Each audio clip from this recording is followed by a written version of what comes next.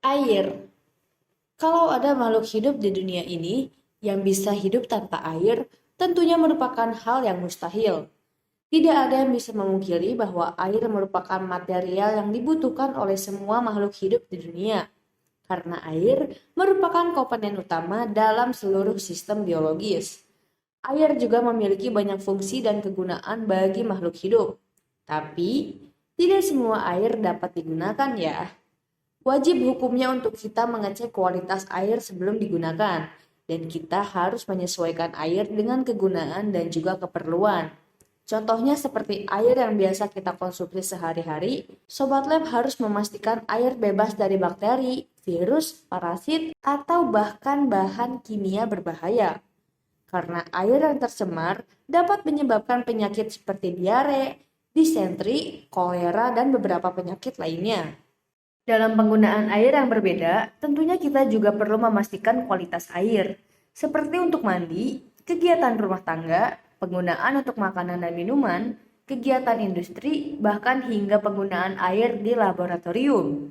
Menurut sobat laboratorium, kira-kira ya, apakah ada alat laboratorium yang dikhususkan untuk pengelolaan air?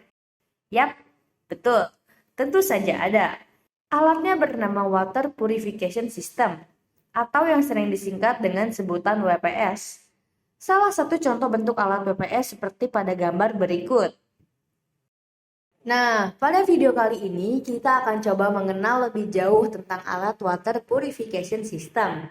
Yuk kita mulai. Oke, kita mulai dari apa itu Water Purification System. Secara sederhana, kalau diartikan per kata menjadi sistem pemurnian air. Anggap saja serangkaian proses yang dilakukan dari air yang masih baku menjadi air sesuai kebutuhan atau penggunaan. Dari sedikit penjelasan di atas, tentu kita mengerti bahwa fungsi utama dari WPS adalah memproses air sesuai dengan kebutuhan. Nantinya air itu dapat digunakan sesuai dengan kebutuhan, misalnya mengisi water bath, autoclave, atau rotary evaporator. Pada kasus yang berbeda, mungkin Anda pernah menggunakan alat HPLC atau GC yang memerlukan air khusus, atau bahkan air yang digunakan sebagai media buffer atau pencampuran dalam preparasi sampel. Sekarang timbul pertanyaan baru, apa sih air baku itu? Air baku adalah air mentah yang belum melalui proses pengolahan atau pemurnian, dan biasanya diambil langsung dari sumber alami seperti sungai, danau, atau mata air. Air baku ini belum diolah atau diubah kualitasnya, sehingga masih mengandung berbagai zat organik maupun anorganik, seperti mineral, bakteri, virus, logam berat, dan senyawa kimia lainnya yang dapat membahayakan kesehatan manusia jika dikonsumsi secara langsung. Oleh karena itu, sebelum air baku digunakan untuk keperluan yang lebih spesifik seperti untuk minum, kebutuhan industri, keperluan laboratorium, air baku harus melalui proses pengolahan dan pemurnian terlebih dahulu agar aman dan layak digunakan. Setelah mengetahui apa itu air baku, tentu sekarang Anda mulai bertanya-tanya mengenai apa jenis air yang sudah melewati serangkaian proses. Pernahkah Anda mendengar istilah air suling, air demineralisasi, dan air murni? Atau mungkin lebih familiar dengan istilah distilled water, demineralized water, pure water, dan raw water. Kemudian mengacu pada jenis-jenis air tersebut, kita akan memfokuskan video ini pada air murni atau pure water yang biasa digunakan di laboratorium. Tahukah kamu, kalau di laboratorium pengelompokan air dibagi menjadi 3 jenis, yakni tipe air 3, tipe air 2, dan tipe air 1. Nah, sebelum lanjut ke pembahasan tipe-tipe air di laboratorium, PT Andada Persada Mandiri sebagai distributor alat laboratorium memiliki solusi atas kebutuhan instrumen pengolahan air di laboratorium Anda. Refill adalah salah satu brand water purification system yang dapat diandalkan untuk pemenuhan kebutuhan air di laboratorium. Mampu mengolah air baku menjadi tipe air 3, 2, dan 1. Kapasitas yang dihasilkan juga beragam, mulai dari 20 liter per jam hingga 300 liter per jam. Untuk diskusi lebih detail mengenai alat water purification system, Anda bisa menghubungi customer service Andaru di nomor 087777 277740. Yuk kita lanjut pembahasan mengenai 3 tipe air di laboratorium. Air tipe 3 atau dikenal juga dengan air RO diperoleh dengan mengolah air baku menggunakan sistem penyaringan karbon dan teknologi reverse osmosis. Pengolahan dengan teknologi tersebut merupakan cara yang paling hemat biaya untuk mengurangi kontaminan air. Sistem pengolahan tersebut dapat menghilangkan hingga 99% kontaminan pada air baku. Reverse osmosis dengan proses melewatkan aliran air dari larutan yang kurang pekat melalui membran air semi-permeable menuju larutan yang lebih pekat. Dengan sistem pressure eksternal ke bagian yang lebih terkonsentrasi, kemudian aliran osmosis di reverse yang menekan air mampu melewati membran dan melepas kotoran di permukaan.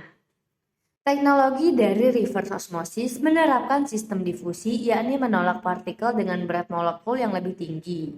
Parameter seperti suhu air baku, tekanan, dan kondisi fisik membran RO adalah semua yang mempengaruhi tingkat penolakan partikel dengan berat molekul yang lebih tinggi. Air RO adalah jenis air yang paling umum digunakan di preparasi awal untuk banyak aplikasi di laboratorium. Air RO banyak digunakan pada mesin cuci alat gelas dan sebagai air pengisi autoklav. Selain itu, dapat digunakan sebagai pra-pengolahan untuk sistem air ultra pure. Air laboratorium tipe 2 dihasilkan melalui kombinasi reverse osmosis dan juga teknologi tambahan seperti ion exchange atau pertukaran ion listrik, lebih dikenal dengan elektrodionisasi atau EDI. Deonisasi atau pertukaran ion adalah proses menghilangkan ion dari air RO dengan menggunakan resin sintetis. Reaksi kimia saat air melewati batch penukaran ion sehingga terjadi proses penghilangan ion. Proses tersebut berlanjut hingga semua ion yang tidak diinginkan terganti dengan ion hidrogen dan hidroksil yang kemudian membentuk air murni setelah dikombinasi. EDI atau pertukaran ion listrik adalah teknologi pemurnian air yang aktif dengan menggabungkan elektrodialisis dan ion exchange.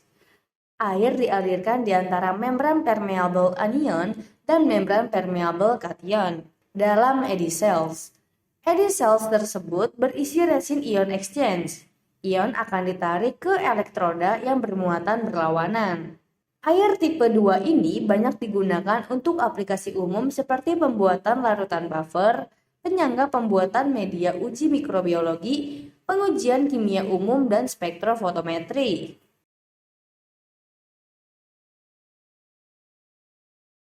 Air tipe 1 merupakan air yang umum digunakan pada aplikasi laboratorium analisis. GC dan HPLC adalah instrumen laboratorium yang membutuhkan air tipe 1, dan tentunya banyak lagi yang lainnya. Bagian pendukung pada WPS yang mampu menghasilkan air tipe 1 sering disebut dengan scrubber. Pernahkah Anda berpikiran bahwa air yang murni itu bebas dari bakteri? Yap, betul. Pada alat water purification system, terdapat sebuah fitur yang dapat digunakan untuk menghilangkan bakteri dan materian organik residu dengan fitur sinar ultraviolet. Mungkin secara garis besar, prosesnya adalah air baku dialirkan ke penampung yang terdapat konfigurasi lampu sinar UV. Sinar tersebut merusak molekul genetik apapun yang diperlukan untuk fungsi reproduksi.